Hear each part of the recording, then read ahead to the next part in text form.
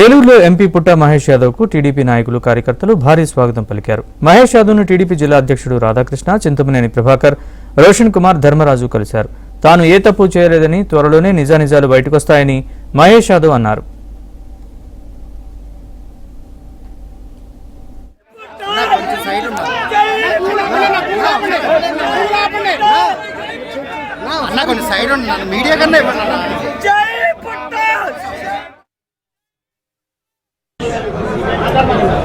ఈ కేసు ఇంకా ఇన్వెస్టిగేషన్లో ఉంది కాబట్టి నేను చాలా వరకు డీటెయిల్స్ చెప్పడానికి అవకాశం లేదు.